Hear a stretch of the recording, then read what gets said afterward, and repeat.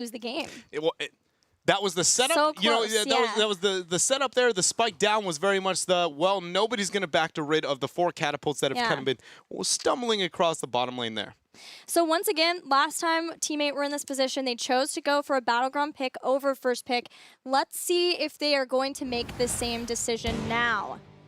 No, they are not. Braxis holdout chosen for Gale Force Esports, but this is not terrible for Team8. It's a Battleground that, again, Team8 have a really favorable record on. Yeah, Team8 and Gale Force seem to be feel very at home here, much like they did on Battlefield of Eternity. But with how Gale Force has been so calculated with their decision-making and their drafting, I do feel like, you know, much like we saw when Gale Force took on Tempo Storm, we were kind of like, this is a whole new Gale Force Esports for us. Just completely blew our, like, all expectations out the water. And now it's just to the point where it's like, I expect them whenever they show that, like, we have put a lot of thought into this, I go, how do you beat them? That's what Team8 has to figure out right now. It starts with the Tassadar ban, though, from Team8. Once again, they have been banning that hero every single game so far versus Gale Force. Do Gale Force respond with a Zarya ban, though? In the past, it's been those 2 shielders who are banned on Braxis. Yeah, I think so. Zarya was so, like, even beyond the shielders being a thing, and oh man, they're gonna step away from it. Beyond, like, obviously the shielders have been a concern in the competitive world. Gale Force and the rest of North America have hated Zarya on Braxis. She has been so instant because there's a lot of nice chokeholds, and she also just trades off with her soft supporting. Conveniently is going to be first pick, but that hands over, you know who, over the side of Gale Force, and they don't pick him. I'm done. I'm done. I thought that was an instant Arthas. I thought so too. How? But now it's going to be the Murden. I mean, I like Murden a lot. I think now that ETC has kind of been pushed away, I am suddenly way more sold on Murden. You know, we still see him very high priority in the Korean region, but not so much elsewhere. So I like him a lot. I'm just over the Arthas after Equinox is obviously shown to have really good success with him. Not what I expected here for GFE, but they've obviously done their homework. They've done their research here for this series. They have been very warrior-focused, and I sort of thought that maybe it was because they were worried about Equinox getting the right pick. I'm not sure if that's the case or if they're trying to focus on Justing a little bit, which is not the person on Team8 I would go after hero pool-wise. Yeah, that is really strange now that you put it that way. If you are more putting it concerning on focusing on counterplay of your opponents versus making up for your own compositions. That's what I expected from Team8. Definitely the Gul'dan. Yeah, the Malfurion Gul'dan synergy there. You have to ban Lucio now, right? If you're Team8. Name one reason you don't just double support into this comp. Again, on Braxis holdout, double supporting still makes a lot of sense. Your siege potential is crippled, but your laning potential is insane. Yeah, the 4-man. And when you have Gul'dan with that spread, dotting, like, Lucio is the best double support. He's an amazing solo. He is the best double. Oh, okay. I was going to say, well, there are several other double supports you can still have. But he's the biggest cripple because he has the AoE healing, and then you could just Lucio Ariel again, right? It just, why not? That seems the most terrifying of the double. Because she's offensive enough with her enabling through stuns that I agree with you. It's a double AoE, and she has AoE burst, whereas you have kind of the trickle-in healing that Lucio can provide. Even last game, they went for Searing Light, so she can add to some of the damage too, especially once you start getting Reservoir of Hope. It's going to be the Morales removal, though. Okay. So the standard laning dominance of the solo support, Morales not going to show herself, as I conveniently almost drop all my data. So it is not going to be the solo, but again, why not go into the double? They're pulling away for now. Lucio shows himself, and then Chromie. I wasn't expecting Chromie. Neither was I. It is good into Gul'dan. Chromie is very good into Gul'dan because then you make every life tap a questionable life tap because one combo is enough to be able to kill you. Even drain life. Yeah. Because it sits you in one position. Yeah, and so her damage output's very high, but then into the pseudo-supporting of the Zarya and then also the cleanse potential of Malfurion. I don't look at that and I'm sold, but I don't think it's a poor choice. Obviously, Gale Force, again, has done their homework here. We still need a solo lane hero for Team 8. Probably played by Glaurung. Dahaka is a possibility. Man, this is... Then they're going to be triple warrior Gul'dan. Is that the plan? I've seen weirder stuff. I'm more worried about the solo right now that's for what teammate. Yeah, like, is the Dahaka the answer? I don't think so. Ragnaros? They're going to pick Dahaka It's again. Dahaka and a Nubarak. Ooh. I like to see a bit more Nubarak. I think he also is a hero that is heavily risen in priority. Oh, my China.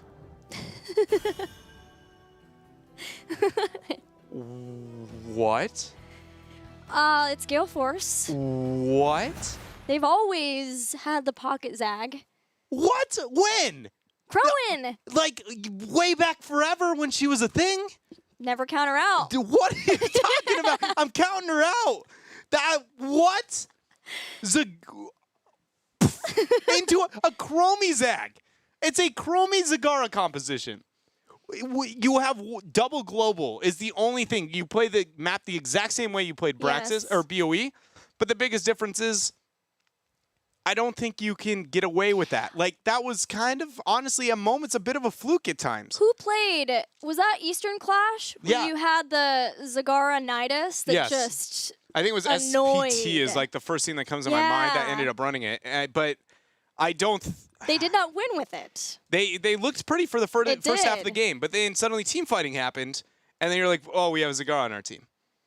And feels bad when it comes to the team fight presence here. The double global, I can respect where they're headed with this, but that would not be where I went with it. Especially with having Chromie, you only then crippled your team fight potential that much more. So you're banking so much on poke and then just split pressure elsewhere that I was so convinced early on. This was a brilliant draft from GFE, and it just quickly. But if they don't want a team fight, they have Lucio to run away, and they have Gust from Falstad. Yes. So let's see if Gale Force Esports with the Zagara Chromie can close out this series 3-0. We're headed in to Braxis Holdout.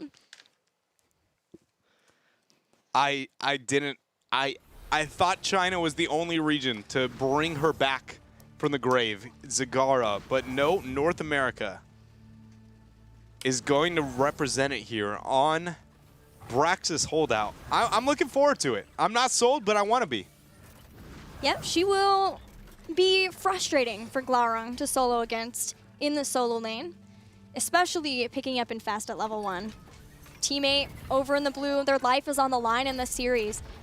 They have a big weekend. They have to play not only Gale Force Esports, but Tempo Storm on Sunday. And you know Tempo Storm is watching eagerly to see if there is anything that they can exploit from Teammate. And we also, talked about how these early games are going to be so very important because only 2 are going to be representing. Hold on here. Crowan goes for the creep, gets locked out. Mikey Dahl barrel rolls away here, but that is going to be a much needed tone setter here in this game for Team 8 getting that early pick. Yeah, Teammate changes up the rules. They put Dahaka in the bottom lane. Zagara went down, so Falstad is going to try to get to the bottom lane to soak versus him for now. With Zagara heading in, though, Falstad could always fly up if needed, but Teammate doing a lot of damage to the towers here on top to try to get ahead. An interesting thing is we've seen a bit more Feel the Heat out of Zarya's more recently. And Zarya, Feel the Heat did get changed to where she can then gain the benefit of any, auto attack amplifier. Right. But it also works the opposite direction in the fact that she can be crippled by auto attack debuff. Like Muradin. Yeah, which is, I've always been a huge advocate for it. Every time we've seen her, I've been like, I like Feel the Heat. I've made a lot of comments about how much more I want to see it. I'm just surprised to see it in situations where she doesn't have an auto attack buff. And traditionally on this map, we would constantly see her with that poke harassment. I love the mindset change, but it seems a little bit strange as the justification, at least so far here for North America. Does it seem to you like maybe that tells us who the focus will be on for team fights for them? They're going to be focusing more on whoever is up front versus trying to get the poke out in the back line? I mean, it makes a lot of sense, yeah, that they feel is going to be, Muradin as the target that they're going to have to be able to lock down and make sure they get those picks onto. Or even someone who's dragged in by Dahaka as well, just making sure that whoever does become the prime target is bursted down quickly. Yeah, that's a really good point too. With the drag, it just brings them right into the range for her to be able to proc that increased damage. And there's so much follow-up after drag because Justin has Impale as well as Burrow Charge, which he's going to use just in the nick of time to stop Equinox from getting this top beacon. But the siege from both sides continues. It is... North America seems to have picked up a 3-2 split on two-laned maps more frequently than we have in the past, and it seems like it's almost become the staple here. Granted, the Zagara is a bit, you know, obviously a more innovative pick, but even without those kind of weird ones, we do see teams be willing to match that up. Equinox with being the anchor there, trying to scout out the rotation. He will sniff it out. Yeah, and the rotation is far faster from Gale Force Esports to get on the beacon, so this is going to be a good chunk of Zerg wave for Gale Force before teammate can take away this bottom beacon. So once again, just like in game number 1, Gale Force slightly always ahead with these objectives, but it's very early on here on Braxis. And now Gale Force should want to send the Zagara and the Falset to be able to rotate out, but teammate was more successful in that 4-man, the 4-1 versus the 3-2. The Zagara Falset actually suffered into that 4 versus 3 matchup that teammate was able to make happen. So I think I would feel comfortable if I was this team, be willing to push that out. But one thing you have to consider, if both teams take out the forts for free and it's an even trade, who does that benefit in the long run? Gale Force Esports. Zagara has way more territory to play around with her creep, go in, set up the Nidus networks way more. So then it goes, actually I think it's a pretty big disadvantage that they move in this direction. The Burrow did not stun and did not get the follow-up slow either, but it did allow Justing to body block Equinox. But sieging versus Chromie is going to be terrifying, especially for Buds. You can see just one Dragon's Breath with Dragon's Eye 2, how much damage that can do. Yes, there's Zarya shielding to help out, but still they have to play this carefully, especially because Malfurion doesn't have these fast burst heals. It's a heal over time. Yeah, and we see, again, that teammate is more successful when it comes to their 4-man squad. It's just whether or not that is going to be okay when it comes to the Zagara post-10 and giving up that top 4 overall. This should be enough to be the siege. There it is. This is going to fall here, so 7 for both teams. Now, teammates should make the rotation up top to try and rid of the transition that everybody's making up there, but Equinox is way ahead of them. Goes in to get the body blocks onto Glorong. It's not going to last long. The dodge, it's not it. That is going to be Glorong going down. Beautiful transition for Gale Force, because in about a half a second, teammate was going to do the exact same thing. So capitalizing again on very small windows. But at least teammate stole the bottom beacon away and still has that. So they'll continue to not allow Gale Force to get too far ahead in the Zerg phase. It's really important that they can keep whatever pressure on going. And it was Dahaka, so he's already back, short respawn timers at least. And in recognizing that so many members from Gale Force were committed top to that kill, they stole away the Bruiser camp, the Raven camp from Gale Force 2. So teammate, they know that this is it. This is the last game for them. They have to win every game out from here on out. So hopefully they had a motivational speech, they got a snack, they got their energy. A snack, that's the selling point? That's what gives me energy. I like the motivational speech. I can see it, but it's just like, guys, we can't win. I didn't get my snack in. You know, it's like I didn't get the Hot Pocket rolling. I don't know. I don't know. You don't hit your storm bolts when you're angry. That's a good one. That's a good one. Oh, man. But, yeah, we're waiting more towards the 10. It's just going to be a bit of a dance on the map. We've seen the early parts here, but once both of the first forts die for every team, it is more of who can out-rotate who. Because the map objective, or excuse me, the keeps are so far out past that point that nobody can go, well, you're out of position, let us get a keep, because then you're overextending to be able to get that. But with Zagara, it's nice because she has the Nidus network to fall back to, right? If someone were to use Burrow or Flight into those risky places, and that's when you get the kill. But Zagara, Laurung is there for the drag. Burrow charged to follow up. Still, teammate are far out from being able to rotate in time, but the 2 warriors are enough to secure the kill. Bug on bug, but Justing reigns supreme for now. The Nidus network still out of reach for half a level for Gale Force. I was trying to take a minute to be like, what if we are crazy and when they go Maw, but I can't see it. Like the 3 melees maybe, but I can't see the reasoning behind it. I do think it is going to be this Nidus network. Equinox going in again onto Glorong Drag not landing. Even then, it really wouldn't have saved him. Just more possible kill setup here onto Equinox. Fan takes a lot of damage. Yeah, I always like when teams use the small advantage of having Chromie's heroic before everyone else has a heroic to try to get a kill, which is what Gale Force did. They had Slowing Sands. They get a kill just as both teams are about to get 10. That propels Gale Force forward to getting them faster. Nidus network for Zagara. Everything else, the normal picks over for Team 8. Still deciding, but adaptation this time for Dahaka. makes a bit more sense here considering the composition. So now we get to see the hype train that is Zagara really in this draft. The justification only lands once we hit post 10. So will Gale Force be able to use that Nidus network properly enough to gain control of some of the shrines? And that shows a lot of the thought process behind going with, oh, the Muradin Dwarf Toss interrupted. Avatar is going to be used, but without 13, there is no way he can make it out of here. I don't think. Buy time. He is going to buy time.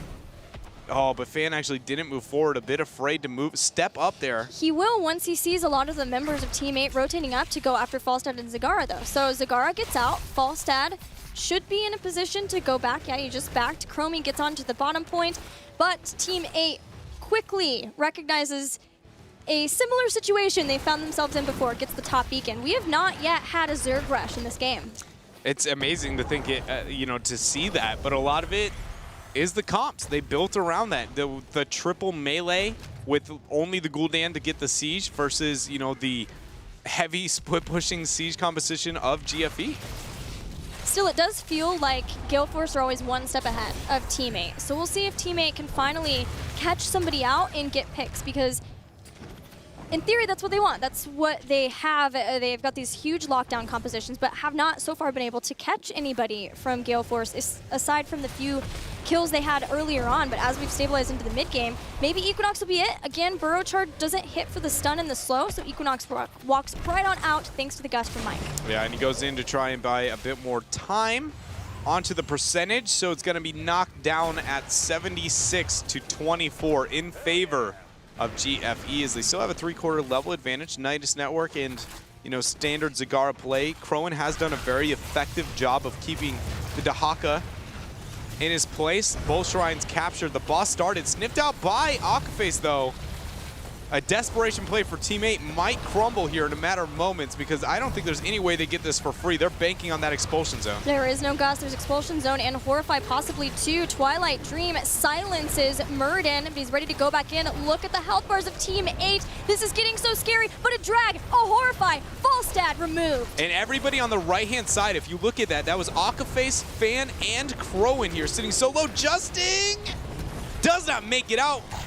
Crowan gets the bailing, but that would have been a far more successful fight for GFE if the 3 squishes were not on the right-hand side. Not a single one could move up to confirm a kill, while we saw Muradin and Falstad kind of making the plays on the left-hand side of that, and it would have been a boss turnover, without a doubt, if Gale Force had all been together on the right-hand side. But even though Gale Force lost the boss, look at what they gained. Crowan has been focusing the top lane, and not only to keep Dahaka back, but because that's where the Zerg rush was going to be. Now Dahaka's in trouble, blown up by Fan, and the keep has already gone down. Gale Force, I don't know if they're picking the right moments and understanding that, hey, even if we don't get the boss, as long as we don't lose a lot here, we are delaying Team 8 from clearing out this top lane, this Zerg rush, or if Team 8 are just not quite understanding of what they're up against. I think a bit of it comes down to not necessarily not understanding what you're up against, but you cannot mess it up.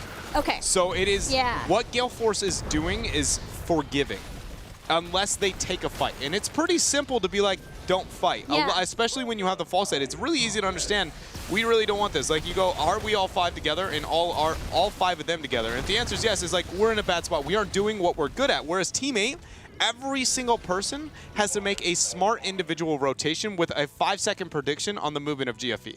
So it's not necessarily that Gale Force is playing it flawlessly. They are playing it very, very well, but it's significantly more forgiving than the composition of Team 8, where they have picked this brawler so heavy team fight oriented, expecting Gale Force to do what they do, which is just pick another brawling composition.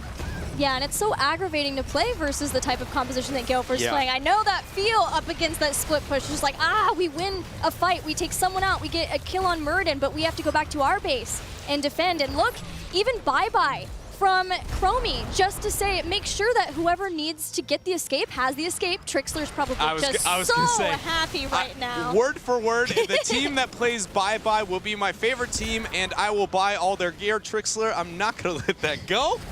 Did you really say that? Yeah, you did. Gale Force is your team, at least one of them. He now owe a rather large check to. But yeah, the 16 is going to be closed in for Gale Force. And yeah, it is very, like, angering to play against this style of composition.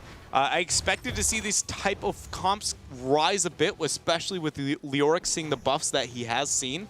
But I can tell you, without a doubt, the most frustrating comp I've ever played against in my entire life, that is the exact same style, but not through globals, was the Immortal Cloud9 composition. That is a prime example of everybody has to do things perfectly, or you cannot take out what is happening on the map. Even if you know how to, no one can mess up. You have to be a step ahead of your opponents. And right now, that is not Team 8, as they're 2 level down. Well, status check now. Glaurung hit by Stormbolt, and there's a lot of members of Gale Force Esports here to capitalize. Has adaptation, but not even going to pop it. Just Zag, going to go down. Gets caught here, so a trade at least when it comes to the global pressure of both teams. But, I mean, with the keep up and still another global available on the side of GFE going into that double global, they're going to be in a fine position.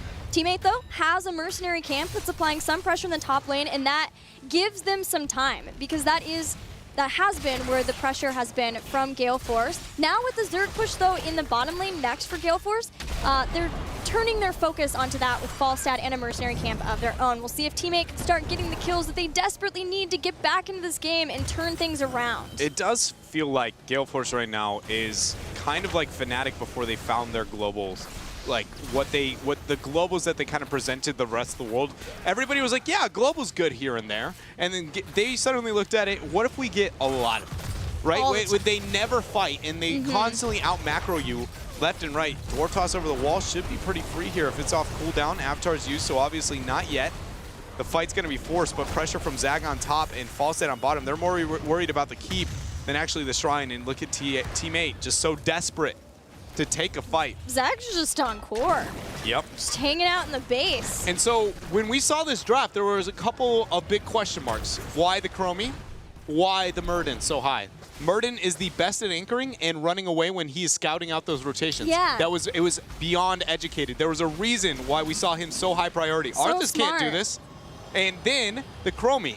The defense into the siege of the 4-man, but then also in those small pokes, like if you manage to risk somebody to get on Mike Udall, for instance, here, elsewhere, she is so good in those small skirmishes to get that poke, get you off the objective. So you chase Mike Udall, they poke off with the Chromie, they move in, they capture. You go for the Crowan, they do the exact same thing. It was, again, textbook thought, like just heavy thought into the draft of Gale Force here again. Love it. Absolutely love it. These are the things that just make me beyond excited that my job is to be able to talk about these nerds. Especially HGC. They know who their opponents are going to be, so they have so much time to prep these kinds of strategies, and Gale Force Esports is one of the best in NA at being able to do that. They are so close to getting a 3-0 victory over Team 8. They just have to close out this game. But Team 8, they almost have 16. This is the time maybe they can stop them. That's a nice Horrify. Chromie is down. That is the fight that Team 8 needs, but only one kill is going to be gained, and neither of those was on to the globals. Speaking of, somebody seems to be setting their eyes on the core, and it looks like Gale Force might be doing the exact same thing they did before, trying to buy a little bit of time after a lost fight. But Murden is so good at that delay, but Gul'dan gets back in time. Yeah, and that was very, very important. As you see Equinox here trying to question if he can make it out. Crowan decided to join once Gul'dan shows. The rest of the globals say, what's up, teammate? Glaurung gets a lot of value, though, out of to his adaptation. Gul'dan is now looking to join, so a 5 versus 4 here fight. And quickly, Mike Udall drops the guts. Seeker Missile was helping out even Gale Force Esports more, taking some of the health away from Yoda. But Team 8 sustains. They survive. Zagara right back into the base of Team 8. There is no end. Frustrating. It just, they will keep doing this all day, and Team 8 has to take small victories. That is the biggest thing against these style of compositions, is you're so used to heroics throwing everywhere. Oh my goodness, we won the fight, win the game. That is not how you play against these strategies. You take every small win and just stack it on top of the next until you find yourself a level ahead. But Justing falls down, and now suddenly Gale Force is winning this team fight. Sound Barrier gets a lot, hits 4 people, and this looks like it's going to be it. Glaurung ends up getting the burrow here, but ends up falling 2-3. Now it is going to be 4 and 5. Gale Force Esports here set themselves up to 3-0 Team 8 in our first series back at HGC North America. Super smart drafting, smart decision making, and taking advantage of their opponent's decision making. Gale Force Esports once again proves to us that their preparation is on a whole different level from their opponents. And what a great first series for HGC Part 2. I am beyond impressed right now with Gale Force Esports. It's been a long time since I felt like I've seen a North American team innovate with thought behind it, not just like, they won't expect this, you know, let's just throw this out there. Like we often at times see like with Superstars, there would be a team in the past where they would be like, Cho'Gall here, you know, a little bit of weird things there, and it was more the surprise value. But Gale Force innovated with heavy thought behind it. And I beyond appreciate what they have brought here so far to HGC North America, and I just hope it keeps going because we've seen this from them before, but it's not every series. Right.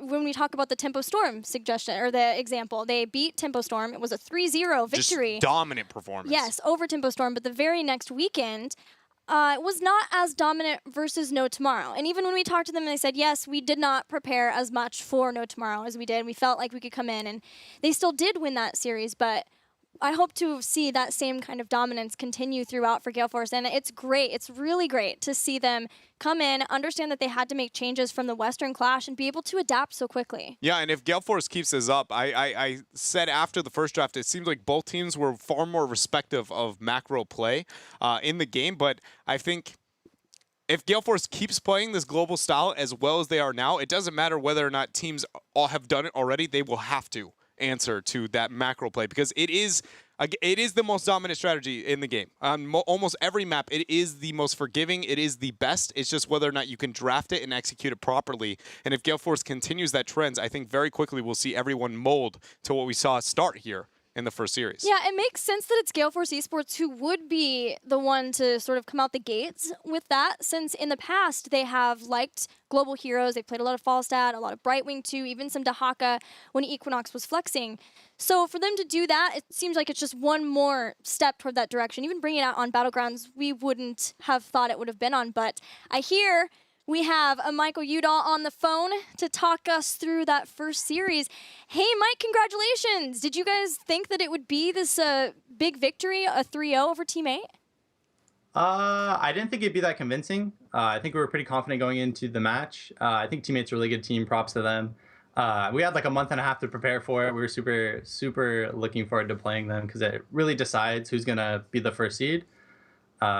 I didn't think it'd be that convincing. I didn't think it'd be a 3-0. I think we were going to Game 5. That was my mindset going into it.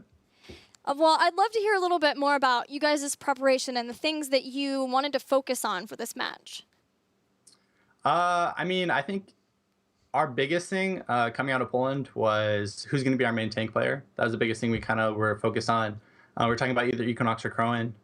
Equinox decided that he wanted to do the tank, and he's really shined in that role. And I have like a lot of props and respect to him because he's really like he's still new to the role, right? And like there was an in-between phase where we had 4 flexes, 1 support, and he wasn't necessarily tanking all the time. And I feel like he's really improved as a player, and that's something that like for me being his teammate like makes me really happy, like watching him improve on that tank role when he's still new to it. So that's something that we were focusing on. How has that affected you guys' shot calling? So shot calling wise, Equinox kind of like dictates our engages since he's our tank player. That's something that coming out of Poland, we're like, you're the tank player, you dictate the engages because that's something you really wanted. Like, it's funny because Equinox fan and I all are like shot callers or like bin shot callers. Yeah. So fans kind of like the final say. We'll be like, hey fan, can I do this? He'll be like, yeah, sure. And then Equinox kind of like dictates engages, and I'm the one that's like, don't fight, just soak, man, just soak. That's pretty much me. That's like our team dynamic. So. Okay. Well, it seems to have been working out for you guys, Dred. Gotta ask about the Zagara. How big is that? Just like a one-time thing that you guys obviously put a lot of thought into? We could respect it, the influence maybe from the Eastern Clash in the Chinese region, but is it to stay? Was that kind of like a one-off or maybe here and there, or is it like we think this is a thing? I mean, the way we got into Zagara is fan swears by win rates, and Crow and Zagara's win rate is insane. So I'm not going to tell you guys too much, but you know, we'll leave it at that. All right. Okay. Well, Michael, your next series, you guys are now done for the weekend. You're going to play Superstars next week. So any thoughts on, you know, what you're thinking of that matchup? I mean, I think we're mainly just thinking we're going to prep how we prep for Team 8, and hopefully we'll get the same result. Superstars is a good team, so hopefully we'll go in and be prepared and do our best. Great. Well, congratulations again. Any shout-outs before we let you go? Oh, shout outs. First off, shout out to Gunners. They're amazing. Shout out to Gale Force Esports. If you want to follow us, my Twitch is twitch.tv/Michael Udall. Crowan's is twitch.tv/Crowan. Fans is twitch.tv/SC2fan TV, I believe. And then Equinox's is twitch.tv/EquinoxHots. Or just Equinox. JUS_Equinox. Ah, it's so hard. Do you have a sticky note next to your computer? You need to do that. That's a good idea. Oh, also follow Akaface on Twitter. He's a homie. Good job. I'm sure your team, except maybe Equinox, is proud of you here. Oh, no. Oh, thank you, Michael. It's a pleasure as always. That's got to be one of the hardest things on every interview. Yeah. I legitimately, when I was playing, I would practice before. I was like, okay, I got to say this. I have to say this. I have to say this. It's tough, but I was impressed. He nailed it. He did. He remembered everybody. I think the worst thing would be like, oh no, I forgot someone on my team. Who did I name? Who did I name? Who did I name? Especially when they all have different spellings like that. Where it's like JUS Equinox. Wait. Is that SC2 TV fan TV? Like, how does it? And you probably have it all done, but then the minute you get on camera, it's like, ah! Exactly. Just like that. Well, before we get into our next series, we're going to take a look at the top KDAs of NA HGC. June at the top, Michael Udall right behind. It's been sort of a back and forth battle between the top 3 throughout, even Yoda. And then Buds in K1 Pro, so teammate having 2 members here. I'm just saying, when we talk about Tempo Storm, I often hype up June as the carrier of that team. Yeah. And I think his KDA might be a strong indicator of that right now. Is sitting at the top of not only North American HGC, but the only one on his team to make the top 5. Yeah, and we look at everyone else, and it's Gale Force Esports. We have the top 3 teams, but then the other member to catapult himself in, like, wait guys, I'm here too, is K1 Pro. One that we have known to be one of the best range assassins in North America forever, no matter what team he is on. And it's not surprising to see that. I love to see when you and I have our personal opinions and like the hype here and there and going one direction, and then conveniently the numbers follow up. Yes, especially about K1 Pro. We love getting to watch him play, and we're going to get to in the next series. Right after this break, we'll have Naventic versus Beastet. See you then.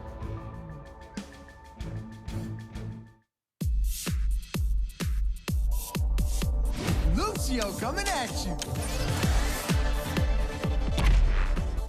Since he was a child, Lucio has always believed in using music to bring people together. When the Vishkar Corporation moved in and began to exploit his community, Lucio repurposed the company's sonic technology and used it to lead an uprising. He became an overnight celebrity and started touring the world in sold-out shows to promote positive social change. Now, Lucio fights for justice as he drops the beat around the world and throughout the Nexus. Lucio is a highly mobile support hero who constantly heals or increases the movement speed of all nearby allies. Lucio is able to attack enemies while moving, and his weapon never needs to be reloaded. His trait, Wall Ride, automatically increases his movement speed and allows him to pass through units as long as he's moving next to a wall or structure. Lucio's first ability, Sound Wave, fires a sonic blast that damages and knocks back all enemies in its arc. Crossfade toggles between the 2 songs that Lucio is constantly playing to support himself and nearby allies. Use his Speed Boost song to increase movement speed, or his Healing Boost song to heal. When Lucio uses Amp It Up, the effect of the song he's currently playing is increased for a short period. Healing Boost heals for dramatically more per second, and Speed Boost grants allies even more movement speed. Lucio's first heroic ability, Sound Barrier, works just as it does in Overwatch, providing all nearby teammates with a powerful shield that decays over a short window of time. Reverse Amp is a more offense-oriented heroic. When cast, it applies a negative effect to all nearby enemies. This effect is the opposite of what Lucio's current song does for his allies. If he's playing Speed Boost, all nearby enemies are slowed. If he's playing Healing Boost, all nearby enemies take damage over time. This is in addition to the positive effect each song provides for his own team. Oh, this is my jam! Pump up the volume! When Lucio's in the mix, there's never a moment when he isn't playing one of his songs. The key is to know which song to play and when to play it. Use crossfade to switch between them as the situation demands, keeping your teammates healed when under pressure, or helping them move around the battlefield. Crossfade has no cooldown, so you can toggle between Lucio's 2 songs as often as you require. Be sure to amp it up when your support is needed the most. If you're facing an enemy Lucio, focus fire and burst him down. Lucio's wall ride trait, along with his speed boost song and amp it up, give him amazing mobility. Use the environment to run circles around your enemies and push them toward your allies with Soundwave. When escaping a battle, Soundwave can also be used to create space between Lucio and his pursuer. Sound Barrier is a great defensive burst tool that can absorb high amounts of damage for your team. There's a brief delay between when you cast it and when the shields take effect, and the shields themselves only last for a short window of time, so be sure to drop the beat at precisely the right moment. If you choose the reverse amp heroic, keep in mind that its effects are separate from Lucio's normal songs. When you activate reverse amp, Lucio's current song will continue to benefit his allies. Keep in mind that reverse amp doesn't benefit from amp it up in any way. Be sure to continue using amp it up to help your team instead of trying to use it to hinder your enemies. Lucio is an electronic musician extraordinaire whose sick beats both empower his team and help drive them to victory. I'm out.